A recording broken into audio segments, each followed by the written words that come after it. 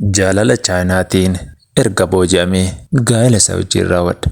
Garuu jaalala maatii koo waan dhabeef yeroo ammaa cinqiin sammuu koo jireenya addunyaa kanaa na jibbisiistee jirti.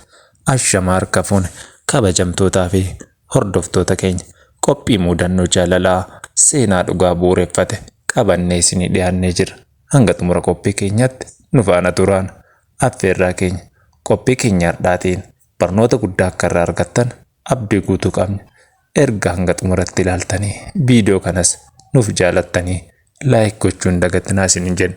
Lalisee Aagaa kan dhalattee guddatte dachee Oromiyaa badhaatuu fi jiituu Wallagga yookiin bakka qabsaa'otaa fi burqaayyootaa jedhamuun beekamtudha. Laliseen Aagaa kan guddatte garuu naannoo kibbaa magaalaa Boongaa jedhamutti. Haati ishii barsiistuu naannoo sanii waan taateef barnoota ishiis achitti xumurte.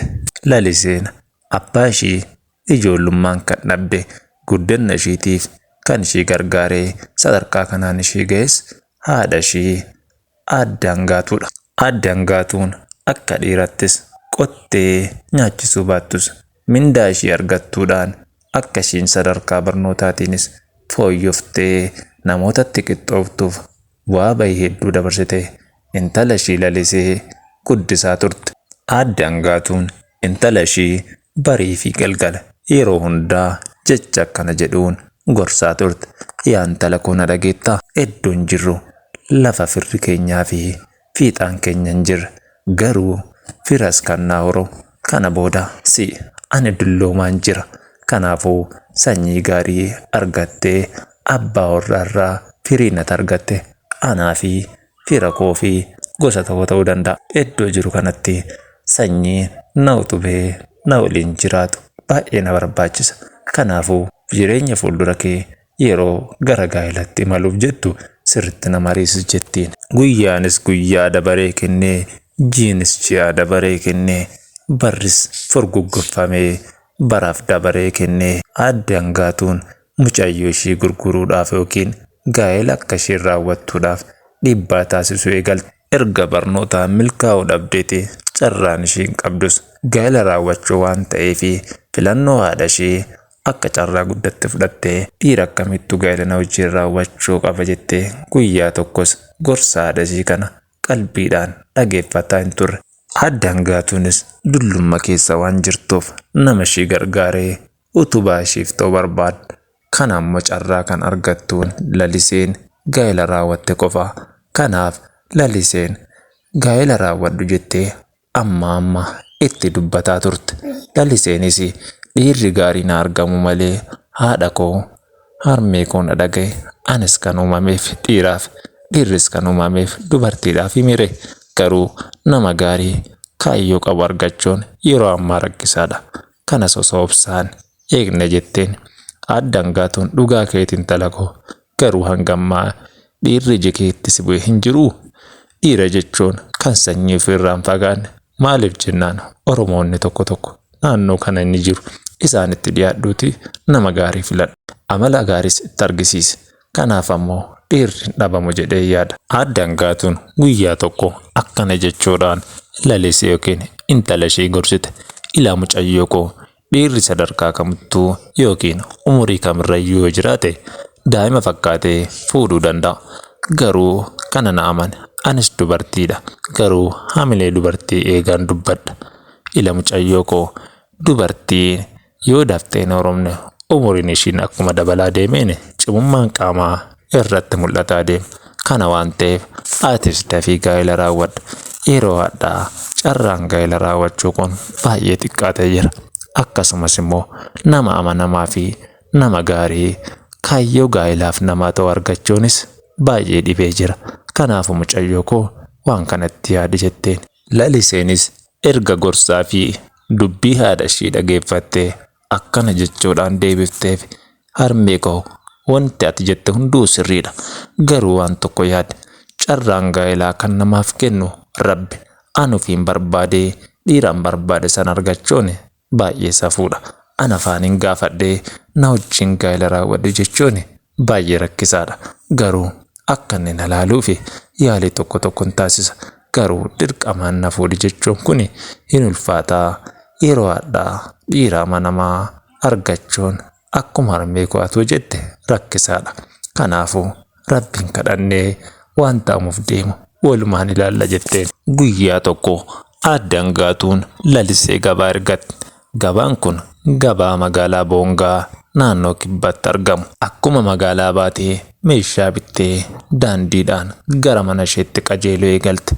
Yeroo kana chaayinoonni daandii sirreessaa jiran daandii irratti ishii qoccolan. Yeroo ishii qoccolanii itti qoosan kana isheenis ofirra mil'attee afaanis waan waliin hin galle maal jedha kunniin jettee bira darbuuf yaalte. Yeroo kana dargaggeessi chaayinaa tokko fuuldura ishii bahee, dargaggeessi chaayinaa kunis afaan Oromoo hin danda'u malee afaan Amaariffaa xiqqoo waan yaalu fakkaata. Maqaan dargaggeessa chaayinaa kun Yaanchaan jedhama. Yaanchaan guyyaa na ergerraa na hordofaa jaalala isaatiin booji'amaa dhufe. Garuu dhimma kana harmeetti baasuun rakkisaadha. Maaliif jennaan ishiin dhiira sanyii kee irraa malee dhiira sanyii biroo irraa firii godhachuuf hin yaalin. Gaa'illi kee kan eebbifamu nama sanyii kee ta'erra. Namni sanyii kee hin taane aadaaf safuu barsiisuun rakkisaadha waan naan jetteef dhimma kana harmee koo dhoksuu yaale. Garuu Yaanchaan guyyaa na ergerraa jaalalaan waan booji'ameef kallattii hundaanuu na adamsuu eegaleera. Anis guyyaan isaa akkuma bari'aa dhihuun Yaanchaan qalbii kootii yaaduu eegalee Yaanchaan wajjin kan walii gallu afaan Amaariffaatiin. Anis afaan Amaariffaa tolchee dubbadha. Yeroo kana Yaan akkana jaalatu waan beekuuf anis onnee isaatiin booji'amuudhaaf carraan bal'aa taate. Kana keessatti harmeen koo gaafii gaa'elaa yeroo waan na dhiyeessituuf yeroo kana nan dhiphadha. Waan na yaaduuf guyyaa hundumaa natti bilbilaa. Magaalaa akkan bahu iddoo bashannanaatti wal arginu haala naa mijeessa. Haala kana keessatti nattis galgalaa na geegessuu eegale. Chaaniyaan dargaggeessa chaayinaa malee fuulli isaa midhaagaadha. Dhugaa dubbachuudhaaf Chaaniyaan dubbii isaa caalaa bifti isaas nama hedduu boojuu danda'a. Sababni isaas ejji isaas akka chaayinoota biroo hin diddiqqaatu. Gama biraatiin isaa immoo rifeensi isaas baay'ee midhaagaadha. Kan jaalalli isaa na boojee waa malee miti. Dubbiin isaas baay'ee namatti tola. Jaalala isaatiin erga booji'ameetii waan godhu dhabee Yaanchaan filannoo gaa'elaa godhadhe. Yeroo kana immoo harmeen koo hin beektu. Yaanchaan magaalaa kanarraa akka ba'u barbaadu erga natti himeetii na qabadhuu deemiin jedheen. Gaafii kana yeroo an dhiyeessuuf Yaanchaan baay'ee gammadee konkolaataa fudhatee dhufe. An guyyaan kun guyyaa naaf gammachuuti. Garuu harmee kootiif guyyaa gaddaa ture. Harmeen koo mana hin jirtu. Barsiisuudhaaf mana barnootaa deemtee jirti. Anis uffata koo walitti sassaabadhee Yaanchaan wajjin imala daandii eegalle. Egaa jaalala bultii eegaluu kan eegalle guyyaa kanarraa. Yaanchaan ammoo erga na jaalatee bultii na wajjin godhatee akka haadha manatti na kunuunsuu eegale. Garuu akkamitti maatii akka dubbisee walii galuu dandeenyu ammas dhiphuu yaada kootii ture. Egaa yeroonis darbee harmeen koo akkaan du'etti tilmaamuudhaan iyyaafattee erga dhabdeeti abdii kutteetti jedhama. Yaanchaan wajjin erga magaalaa Finfinnee deemneeti mana tokko kireeffannee jireenya eegallee jirra. Jireenya kana keessatti turtiin nuti haadha keenyarraa fagaannee magaalaa Boongaarraa nagatti dhaamannee reefuu ji'oota 3 lakkoofsisaa jira. Kana keessatti ammoo harmee kootii bilbiluun waan natti ulfaateef bilbila koo cufee darbadheera. Tarii maatiin koo, obboleeyyan koo, gosti koo eessa badde jedhee na barbaaduu hin oolu jedhee dhiphachuu koo ittuma fufee jira. Osoo harmee koo hin argine obsaan waggaa tokko ture. Turtii waggaa kana keessatti Yaanchaan irraa daa'ima godhadhee jira. Daa'imni keenya dhalatee reefuu ji'a 1 fi guyyaa 15. Amma taa'ee waan tokko murteesse.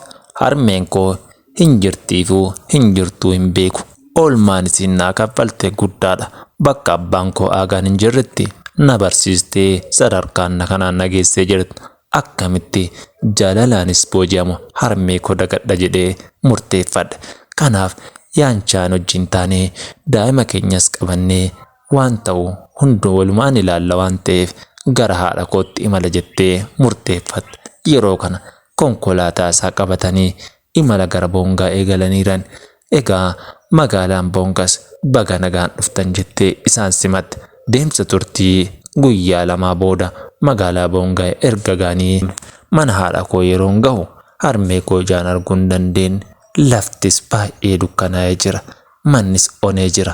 Egaa ollaan eessaa dhufan? Warri Chaayinaa kun haadha kana wajjin firummaa maal qaban jedhee nu ilaaluu eegale. Laliseen akkuma magaalaa Boongaa geettee yaanchaan konkolaataa irraa bu'eetii oliif gadi mimidhata.